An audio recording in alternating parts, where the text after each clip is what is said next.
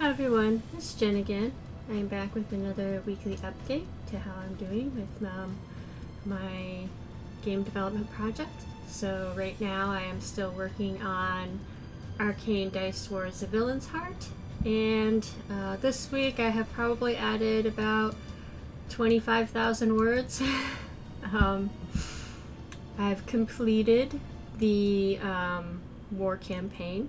So in this war campaign there are two sides to the war that you can unlock by either romancing Dieta and getting her to a bond level 6, or you can also unlock the kind of the Brookhaven defenders side by having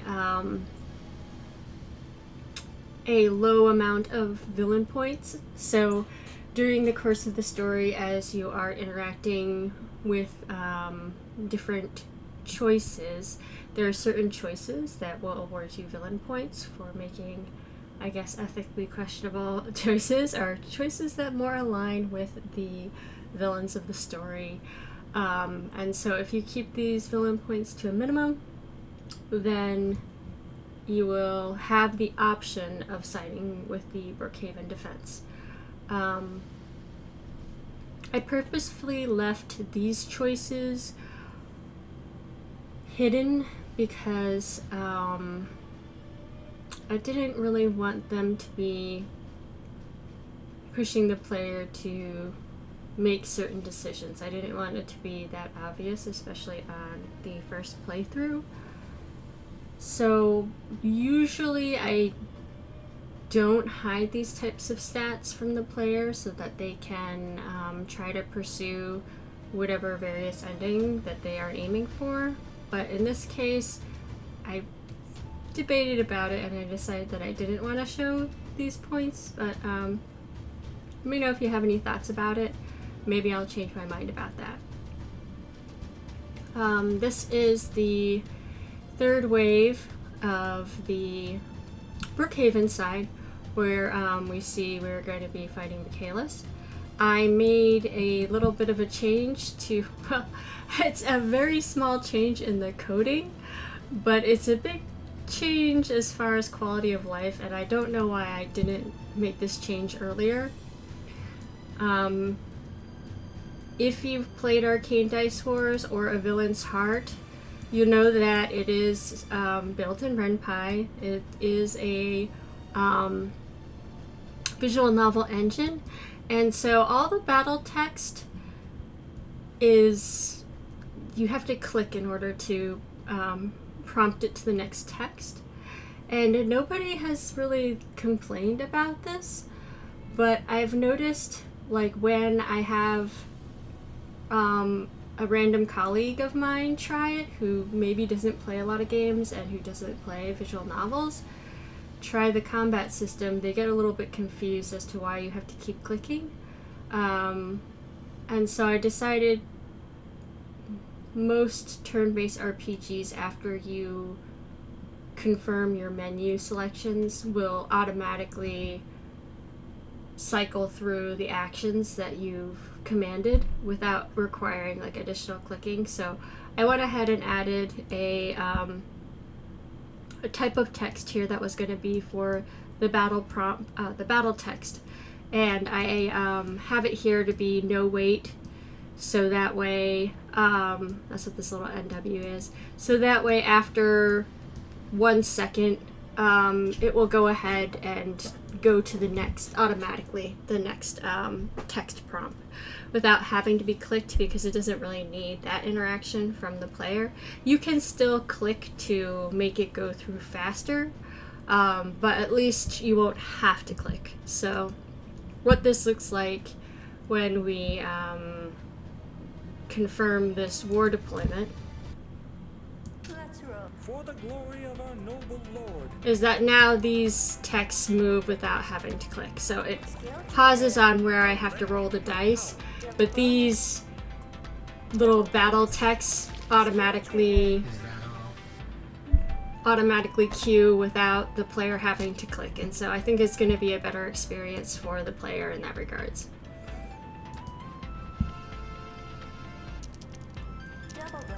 And you can still click it through faster if you want. So for those who want to kind of just like speed through while they might be doing like a loyalty grind or something, they don't have to wait for the 1 second for all the little graphics and things and voice cues to go through. They can still just like kind of go through it as fast as you want. I think it's a win-win situation for the player. I guess the only downside would be is if you really want to study whatever this text is saying, it might go a little bit too fast for you to be like, oh wait, what was that number? So I might have to come up with a better way of displaying that so that the players who do want to kind of like study the numbers or something have it presented more concisely without all these words as like distracting. Which I still have plans to try to I don't believe it. optimize the GUI for the battles a little bit better to make the display of information a little bit more clear.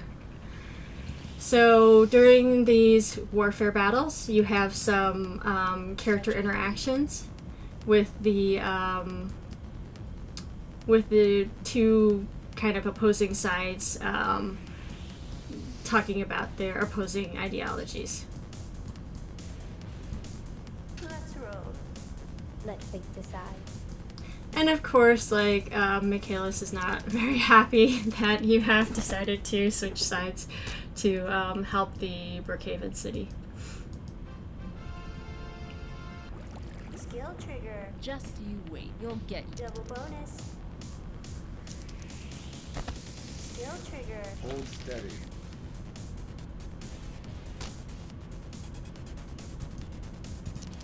Skill trigger. I will boost the odds in our favor.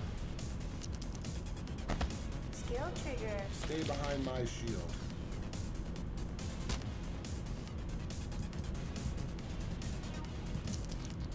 Double bonus.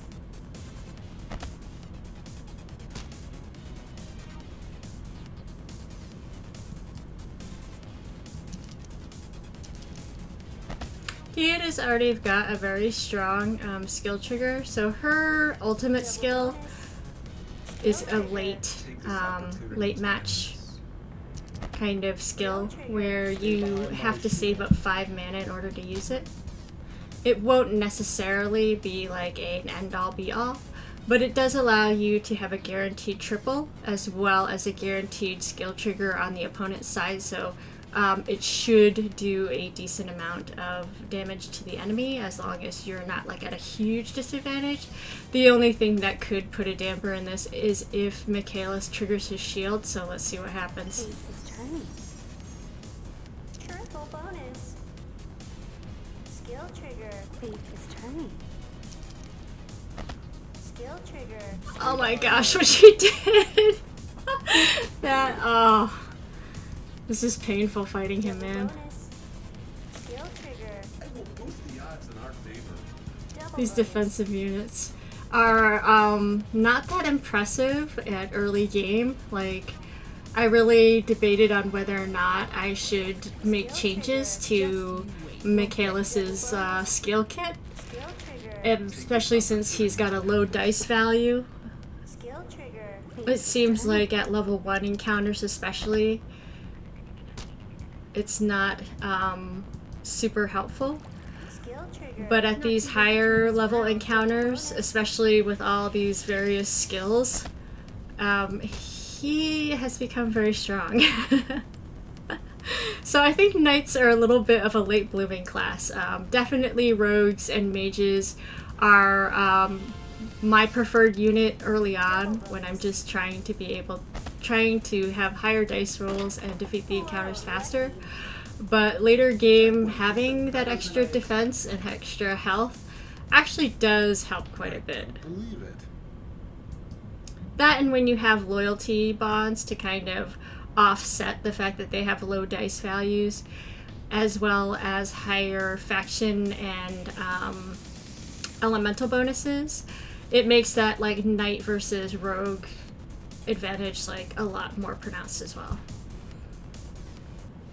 Gotta say, I'm impressed. So that's how each wave of the combat kind of looks. with this war campaign, the characters have variable dialogue depending on how your performance was. I do have variables that track like how many rounds of the 3 rounds in the wave that you defeated, as well as how many successful waves you've completed. If we look at the other side of the fence, speaking of Michaelis, let's go ahead and use this other party that I've set up using Michaelis versus Lore and see how he performs. Let's roll. You dare face me? I was kind of running out of Earth units to like properly counter this all the rounds of this battle.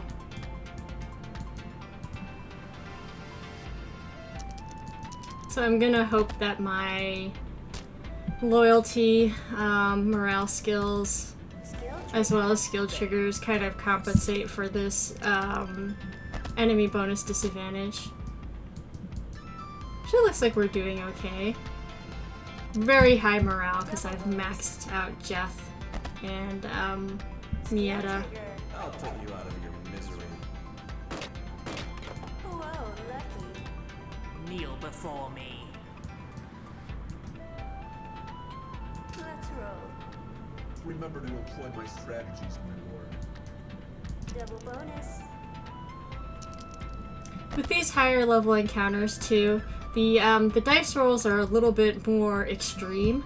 So even though I have like it's just a 1 point disadvantage, and normally I would be very confident about the difference between these bonuses, this battle really could still go either way, even with my morale boosts and my skill triggers, just depending on how lucky or unlucky I am.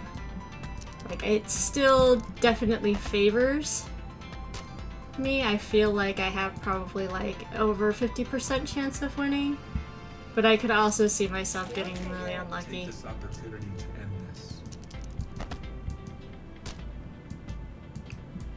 Double bonus.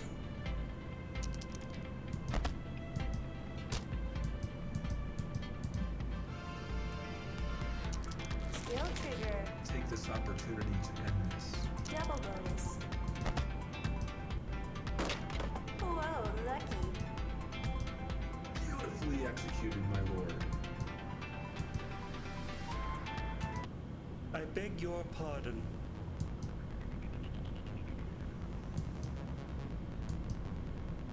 You can't be serious.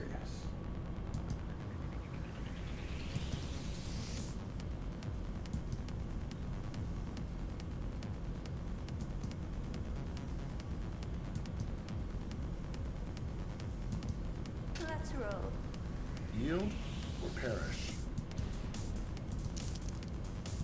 Skill trigger. Together, we can do this. So the way that Lore's skill trigger works, he can have very kind of like mediocre boosts like that one was, or he can get like really, really brutal boosts. I don't know how to describe it other than like, because his boost is based on the role of the person that he's kind of amplifying, as you can see there. That was really lucky on their part. Skill trigger. Together, we can do this. He can be a little scary. Skill trigger. Hold steady. Come on, Michaelis, get to round 4 here. Okay, so he also has a little bit of a later, being a 4 mana cost ultimate. One of the nice things though about waiting to use it is that it does heal all your HP, as well as gives Michaelis quite a big boost to his dice. So it's not going to overcome, like if you were at like a 10-point disadvantage, it probably wouldn't be able to save you from like that big of a difference. But in this case where we have a 4-point advantage over the enemy, we theoretically should be doing better than losing. But because Lore's skill is very offensively good, and it is very. So it's conditional that he has to have another water unit in his party, but a high dice value water unit like the Water Rogue, along with if the Water Rogue rolls high numbers and he either doubles or triples that value, that's going to be a pretty hefty chunk of health on our side that we're going to have to try to mitigate. Hold steady. Double bonus. But we can see here he's got a boosted dice. So he's actually rolling a I should say 4 d6s? I'm sorry, 4 d4s. So he quadruples his dice. But you can see there, still low value because he happened to roll like 4 once. Just so unlucky. So it's not gonna necessarily like guarantee you a win, but it definitely is gonna give us an edge. Like I feel like we still should be able to beat this. Skill trigger. Together, He's just like going to town on his on his rolls. Like good lord, Laura, your like Skill trigger on this is like insane. Skill trigger. This is nothing. But thankfully we have this defensive unit here that's going to help us to block some of these lucky rolls that they keep having. It's just crazy. together, we can Thank you. It's about time. Whoa, lucky. He was on like the biggest lucky streak. That was crazy. forgive our ineptitude.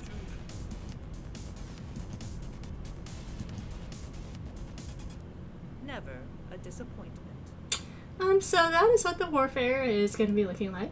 I had a lot of fun actually writing this whole mission chapter this week. I'm actually sort of surprised that I got through the entire thing in 1 week because it was over 20,000 words, and I had a lot of bugs, unforeseen bugs that I had to go back and fix.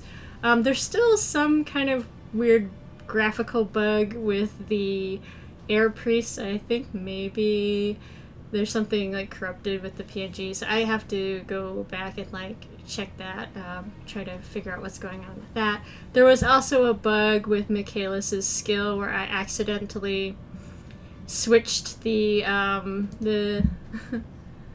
we look at his skill under the hero skills. So with his guardian skill, he's supposed to recover his health, and instead of having his health be changed to the party's maximum health, I had this reversed so that like whatever the current health was when you trigger the skill, it lowers the max HP to your current HP, which is not how it was intended. Like I don't even know how I managed to switch those around. So I did fix this, and this fix will be in the update.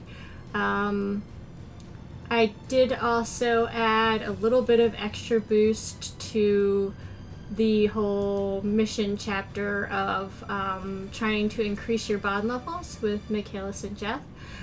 So those little missions where you go to the dungeons, into the forest, I gave a little bit of a loyalty boost for that, I believe. Yeah, I decided to give a little bit of a loyalty boost to that because in order to see all 6 endings of this game, you will most likely have to play through it more than once. Yeah, I've been having a really good time this week. I've been... What do I refer to this? I have been, like, pumped is a word, maybe? Or, just feeling kind of, like, fizzy. Like, I've just been waking up with almost like a tingly feeling of excitement to like get working on stuff. So this is like my happy place. I'm in a really good place mentally, and making a lot of progress with my development. So I always feel good when I'm in a high productivity kind of like mode and mindset, and I hope to keep it up through the end of the month and get this game finished. All right. Wish me luck. I wish you luck. And if you're working on any creative projects, don't forget to enjoy the process. Have a nice week. Bye.